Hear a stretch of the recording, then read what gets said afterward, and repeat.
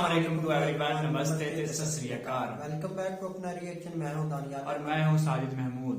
आज हम जिस वीडियो पर रिएक्ट करने वाले हैं वो बहुत ही स्पेशल है, क्योंकि वार से जो आए हैं स्टूडेंट इंडियन, उनसे इंटरेक्शन की है, मतलब उनके साथ मीटअप हुआ है पीएम मोदी साहब का। तो PM वीडियो मोदी- वाकई काफी इंटरेस्टिंग होने वाली है। उस वीडियो का टाइटल है PM Modi's interaction with student who return from Ukraine.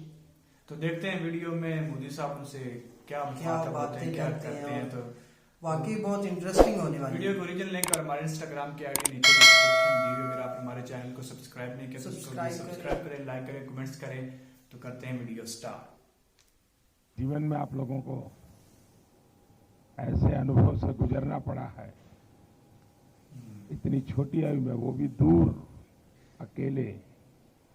मैं कल्पना कर सकता हूं कि किस प्रकार की मानसिक परिस्थिति से आपको गुजरना पड़ा होगा। कठिनाइयों के बीच भी हम ठीक से अभी इवैक्यूएशन कर पा रहे हैं।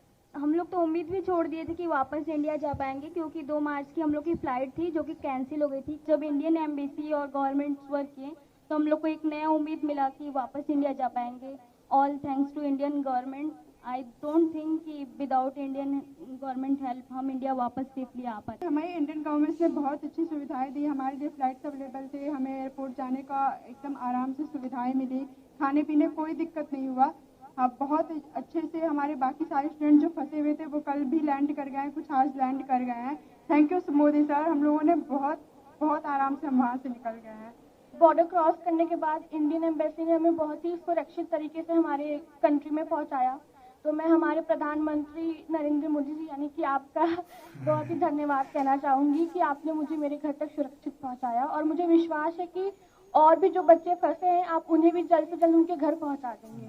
सर 24 तारीख को जब अटैक हुआ तो हमें लगा था कि हम यहाँ से अपने देश वापस नहीं जा पाएंगे। और सर 2 रात हम ऐसे गुजारे जैसे लगा है कि हम मौत को कितने करीब से देख चुके हैं। बट सर मुझे गर्व है कि मैं भारत देश का वासी हूँ और गर्व है मुझे यहाँ के सरकार पे, सर आप पे। और सर सबसे ज्यादा गर्व मुझे महसूस होता है अपने तिरंगे पर।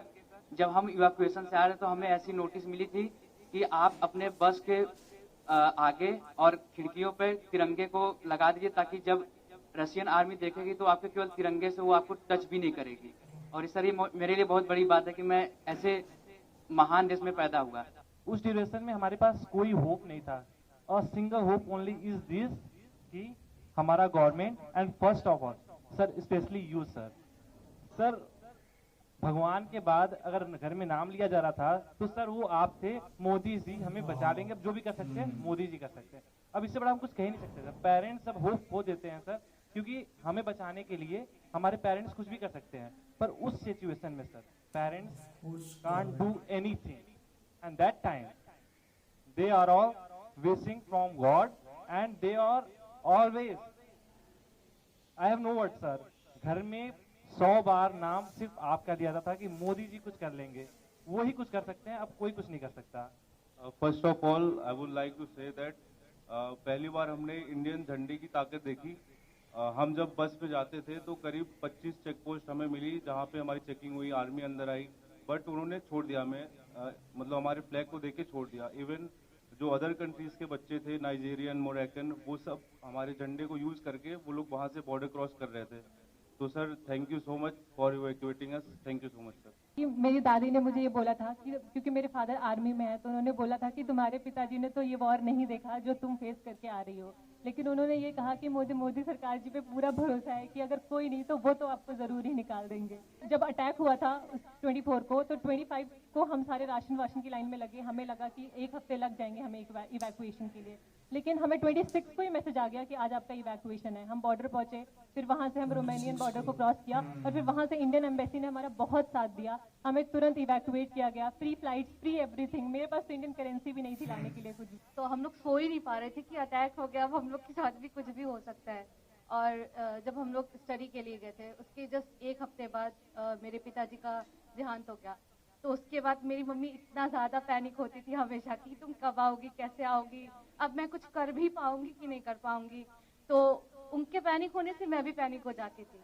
तो जैसे ही उनको पता चला कि सरकार ने इतना इंतजाम किया है, आ जाऊंगी। जैसे ही उन्होंने मुझे देखा, आपको इतनी दुआएं दी हैं, इतनी दुआएं दी हैं कि आप हमेशा खुश रहे, आप हमेशा जिए। उसके बाद हम लोग को जरा सी भी दिक्कत कहीं भी महसूस नहीं हुई।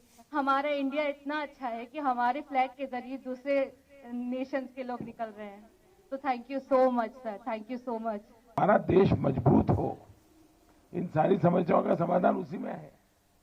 उसी प्रकार से मैं तो अभी भी मानता हूं कि हमारे देश में पहले से मेडिकल एजुकेशन की नीतियां सही होती तो आप लोगों को बाहर नहीं जाना पड़ता, नहीं जाना पड़ता। कौन माँ बाप चाहते कि इस छोटी उम्र में अकेले भेज दे? कोई माँ बाप नहीं चाहता। लेकिन हम लगे हैं।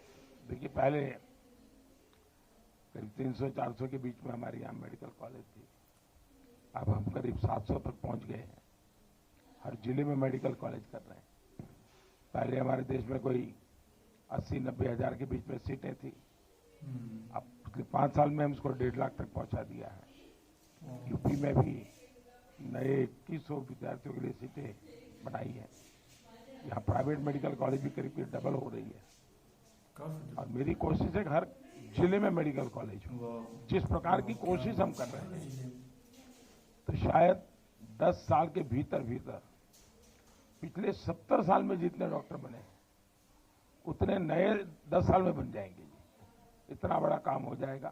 तो फिर बच्चों को बाहर भी नहीं जाना पड़ेगा, मजबूरियां खत्म हो जाएगी, परिवार को भी टेंशन नहीं होगा। तो मेरी ये कोशिश है। लेकिन अच्छा है, सबको ये बताइए कि भाई देश के लिए तो कुछ न कुछ करते रहना चाहिए। समाज का कर्ज कभी भूलना नहीं चाहिए। तो इस संकट के समय स्वाभाविक है, क्योंकि अगर कोई बच्चा गुस्सा भी करता है तो मैं मानता हूं ये स्वाभाविक है। भाई, इतनी मुसीबत से आया है और इतनी ठंड में इतना चलना, तो ये बहुत स्वाभाविक है। अगर किसी बच्चे को, उसके माँ बाप को भी अगर गुस्सा है, इवन मेरे लिए, तो भी मेरा मत है कि उसका एक गुस्सा जायज है, जायज है। खैर, जब समझेगा, मन शांत होगा तो फिर प्यार भी करेगा। चलिए, बहुत बहुत धन्यवाद। आपके परिवार को भी मेरी बहुत शुभकामनाएं भैया। तो इसी के साथ वीडियो खत्म हुई। पहली बात तो मैं यार पीएम मोदी साहब की तारीफ करना चाहूंगा, क्योंकि उनका गला खराब होने की, जो बंदा तारीफ के लायक वो करना बिल्कुल, क्योंकि उनका गला खराब था और आवाज जो है वो काफी मुश्किल से आ रही थी, क्योंकि उन्होंने काफी ज्यादा मीटिंग की और मीटिंग करने के बाद जब वो उनके स्टूडेंट वापस है, उनके इस्तकबाल किया, उनके साथ अच्छा, इसमें ना मैं एक बात ऐड करना चाहूंगा कि देखिए, आप कंटिन्यू मीटिंग्स कर रहे हैं, मतलब इतनी क्रिटिकल सिचुएशन भी आपके स्टूडेंट उधर फेस कर रहे हैं, वो आए हैं। और एक जो हुक्मरान होता है ना, मतलब वो हुक्मरान वही होता है जो किसी चीज को ना, मतलब ये नहीं करता कि मेरी तबीयत ठीक नहीं है, मैं कल पे रख लूं। लेकिन वो उनका एक गला खराब था, मुश्किल बोल रहे थे, बहुत दिक्कत पेश आ रही थी उनको। और वो जिस तरह उन्होंने, मतलब एक ग्रुप, मतलब जो भी आए सारे ग्रुप वाइज आएंगे। बिल्कुल, मेरा ख्याल में अब तो सारे आगे होंगे, आई थिंक आगे होंगे। लेकिन जिस तरह उन्होंने ग्रुपिंग करके सब के अपने अपने पॉइंट ऑफ व्यू लिए ना, मैं कहता हूँ कमाल कर दिया यार। अच्छा, एक वो स्टूडेंट कह रहा था कि मुझे काफी ज्यादा ना खुशी महसूस हुई है कि मुझे ना पहली दफा हमारे झंडे की ताकत का मुझे अंदाजा हुआ है कि दूसरे कंट्री वाले जो लोग हैं ना, वो भी हमारा तिरंगा जो है ना वो दिखा के अपने मुल्क जा रहे थे, मतलब बॉर्डर क्रॉस कर रहे थे। मैं समझता हूँ कि एक हुक्मरान जब अपने मुल्क के लोगों को कहता है धमकी देता है, मैं कहता हूँ उससे बढ़ के कोई चीज नहीं। बिल्कुल, जिस तरह अब देखे वो कहते हैं कि अपने मुल्क के लिए कुछ ना कुछ करना है, बिल्कुल, जिस हालत में भी हो आपने करना है। और दूसरा, वो कह रहे थे कि वाकई सिचुएशन बहुत खराब थी, और जिस तरह वो सारे बता रहे थे कि डिसहार्ट हो चुके थे। हाँ, वो पहला उन्होंने अपना पॉइंट ऑफ व्यू दिया, हम डिसहार्ट हो गए थे, हम ये सोच लिया था कि अब हम इधर ही जाएंगे। लेकिन जब वो कहता है कि हमारे मिनिस्टर भी गए उधर गए थे। हाँ, वॉर की सिचुएशन में मिनिस्टर गए और उधर सारा निजाम डिस्कशन हुई है उनकी, तो वो बड़ी कमाल की। और फर्स्ट ऑफ ऑल ये मैसी ने भी काफी अच्छा रोल अदा किया। क्रेडिट जाता है तो पीएम मोदी को। अच्छा, और जो इनके मरासम है ना, मतलब तल्लुकात है रशिया के साथ, वो भी बड़े मैटर करते हैं। अच्छा, मैं एक वीडियो में देख रहा था कि उनका जो मंत्री साहब थे ना, वो स्टूडेंट को लेके आए थे। वो कह रहे थे कि हमारे जो पीएम मोदी साहब हैं वो काफी ज्यादा परेशान है। उन्होंने मुझे खुद कहा है कि जाएं और उनका वेलकम करें। देखिए, अब एक वालदैन जो होता है वो अपने बच्चों के लिए काफी ज्यादा परेशान होता है, लेकिन आप देख लें पीएम मोदी साहब उनसे ज्यादा परेशान। मैं तो यही कहता हूँ, मैं बार बार यही कहूंगा कि वालदैन के बाद मतलब हाँ गवर्नमेंट और अवाम का रिश्ता माँ जैसा। बिल्कुल। अब देखिए, उन्होंने कहा कि 24 को मतलब उधर वार हुई है। हाँ। और मैं कहता हूँ कितना क्विक रिस्पांस उन्होंने दिया है कि 26 को भाई जनाब जी उन्होंने कह दिया कि तैयारी करें। मेरा ख्याल नहीं है कि हमें दूसरा इस तरह का कोई सिस्टम पाकिस्तान। अब देखिए, उन्होंने तिरंगा, दूसरे नाइजेरियन थे, मोरक्कन थे, उन्होंने उनका तिरंगा यूज करके वो किया।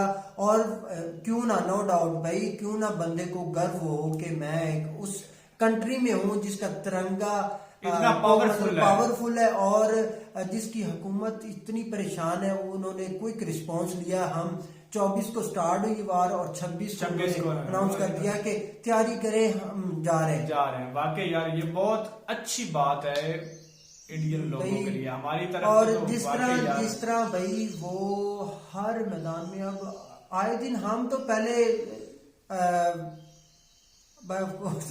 कि पहले हम ना मतलब इस तरह ही था कि देखते नहीं थे वीडियो। हाँ। लेकिन अब जब वीडियो देखते हैं तो जो काफी अच्छा लगता है यार। लोगों का है पीएम मोदी के रिलेटेड, यार बहुत अच्छा है। बिल्कुल। अब देखिए, और जो उन्होंने कहा कि गॉड के बाद आपकी आसरा था, क्योंकि वालदैन बस ये कह सकते हैं, अगर एहतजाज कर सकते हैं, प्रोटेस्ट कर सकते हैं और दर तिकर महदूद हो सकते हैं। लेकिन इस सिचुएशन में मैं समझता हूँ कि पीएम मोदी ही काम आए हैं और आएंगे। और लास्ट पे उन्होंने कहा है कि अगर मुझसे कोई गलती होगी, मुझसे कोई देर होगी, तो उसके लिए मैं आपसे माजरत करता हूँ, आपके वालिदैन मुझ पे परेशान होंगे। और तो वालिदैन को भी मतलब उन्होंने कहा शुभकामनाएं। हाँ, वाकई यार काफी ज्यादा इंटरेस्टिंग वीडियो थी। और मैं वाकई लव यू हो गया। जिस तरह अपनी आवाम के साथ इस तरह प्यार है, तो नो डाउट कि भाई वो फेमस है, इसमें कोई शक नहीं। वो काम कर रहे हैं। जी बिल्कुल। तो अप्रिशिएट भी करना चाहिए भाई, जो काम करना चाहिए। बिल्कुल यार, हक बनता है, तारीफ करनी चाहिए। वो अलग मैटर है, वो अलग काम है, कन्फ्लिक्ट है या नहीं, हाँ बिल्कुल, वो अलग मैटर है। लेकिन जो काम कर रहे हैं उसको तो अप्रिशिएट करना चाहिए। वाकई यार। तो वीडियो इतनी थी। अगर आपको अच्छी लगे तो कमेंट्स के जरिए हमें अपनी कीमती राय जरूर दीजिएगा। कोई चीज मिस होगी तो वो आपने कमेंट्स के जरिए जरूर बताना है। तो हमें इजाजत, फिर मिलेंगे नई वीडियो से।